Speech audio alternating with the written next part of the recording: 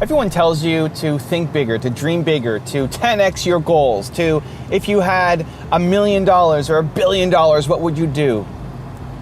I think the bigger problem is not that you can't come up with a bigger vision for yourself, it's the belief that it's possible. That's why I think that lack of belief is the world's #1 problem. For me, for you, for all of your heroes and gurus, all of them. The lack of belief in the next thing, in your big vision, is the reason why you're not following through and being consistent on it.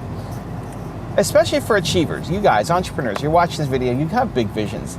You know, if we gave you the challenge of what is your big goal, what is your big vision, what is the life you want to create, we can get lost in the exercises, right? And that clarity is power, right? Sitting down and writing down your goals and where do you want to become and where are you going to be in 5 years, and all of those things can be great exercises to get you started, to get you thinking. And while we're writing it down, here's what happens. While you're writing it down, you actually feel that it's possible. You've let go of the limitations, you've let go of the restrictions, you've let go of your environment and your situation, said, this is what I want to create. And in that moment of boldness, you feel like everything is possible. And then what happens very quickly afterwards, maybe it's 10 minutes after, maybe it's an hour after, maybe it's the next day, maybe it even lasts a week, you start to look at that list of where you're going to be and you think, wow, I can't do that. Right? Does it sound familiar? Have you ever set some giant goal for yourself, feeling bold, motivated, and then the next day you wake up and say, I can't do that. I'm crazy. I was crazy. It's not even you telling your friends or your family or social media. It's you telling yourself that you suck and you can't do it. Right? That's the inner game that we need to work on. So how do we start to fix it? One, I think it starts with understanding that the ideas that you come up with when you're feeling bold, powerful, inspired, motivated are actually the right ones for you. When you're feeling bold and you come up with something, and maybe that's because you watched a video or had a great conversation or read a book or went to a conference or event, for whatever reason, you've stepped outside your current mindset, limitations, belief system. You've stepped outside. You're looking at you. You're looking at a more confident, more bold version of you. And you come up with an idea that you want to do. That, I believe, is actually the best thing for you. And then your head starts talking you down because someone like you can't do it. Be safe, be practical. There's no way you can accomplish it. You don't have the money, resources, education, support system, etc. Whatever valid, these aren't made up excuses. These are valid excuses, valid reasons. They make sense. Otherwise you wouldn't believe them. But that's your job, to still go off and do that scary thing. Step one is when you're feeling that boldness and you come up with an idea, understand that that's actually the best you talking. That's actually the thing you have to go off and do. You have to start building some momentum towards. And your brain will forever try to keep you small. This is the challenge, is that we're not consistent because we don't believe that we can do the things that we say that we want to do. So that's step one. Step two is take some kind of immediate action. Most people's immediate action is research. Most people's immediate action is planning. That's not enough. Immediate action is doing. You have to do something. And you don't know where to start. This is the next thing. I don't know where to start. I want to start a YouTube channel. I don't know where to start. You start by pulling out your phone and making a video. I'm in my car, on my phone, making a video. You can too. It's not worrying about it being perfect. It's expecting to suck and just start. Just create. I call it the 2% difference. It's like, what's the first 2% on your idea? We plan to get to 100% instead of just going and doing something on the first 2%. Whatever that big idea is, start to teach yourself that your ideas are amazing, that the ideas that flow to you are good. They're good for you, they're good for your family, they're good for your community, they're good for the world, they're good. And you have a duty to start doing something towards them. Start to train yourself on this. Recently, I wanted to learn about NFTs and cryptocurrency, and I've dabbled and learned a little bit, but I just decided I'm gonna figure this out.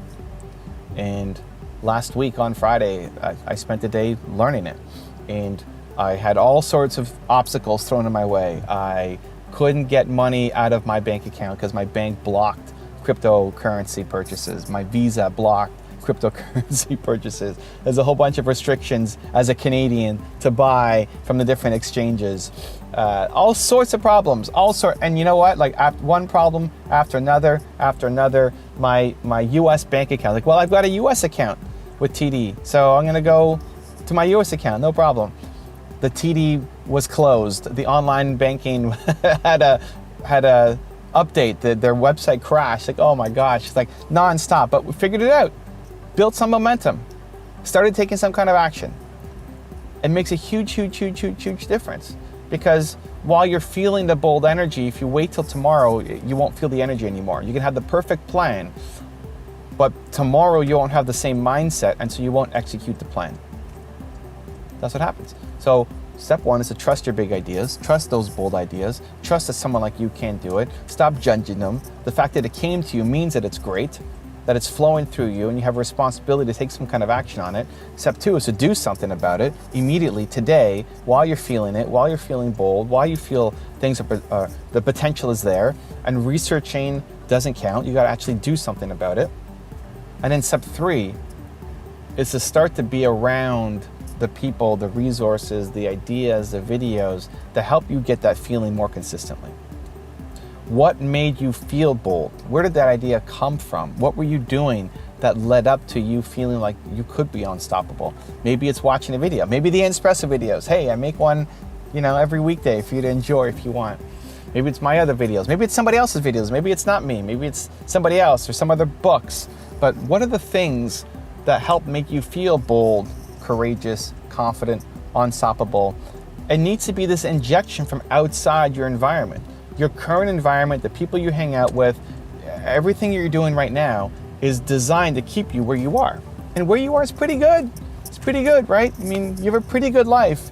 Compare what your life is compared to the world. It's pretty good.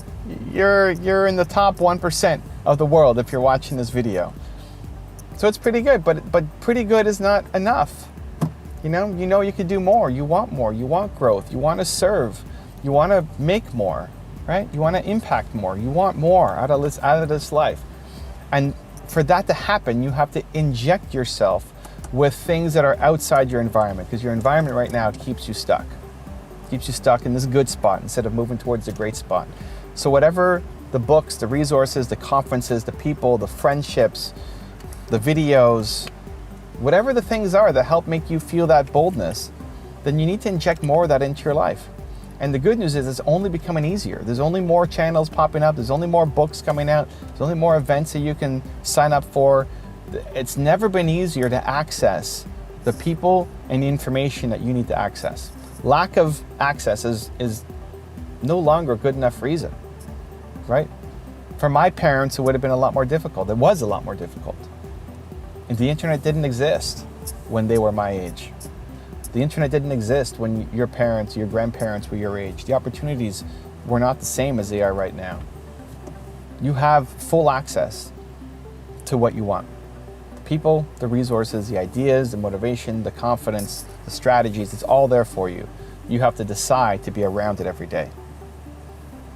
Because if you were around the people, resources, motivations that made you feel bold every day, if you could actually feel that courageousness and confidence, not just once a month, but every day, or as close to it as possible, holy cow, your life is going to change. So one, those bold ideas that come to you, they're meant for you.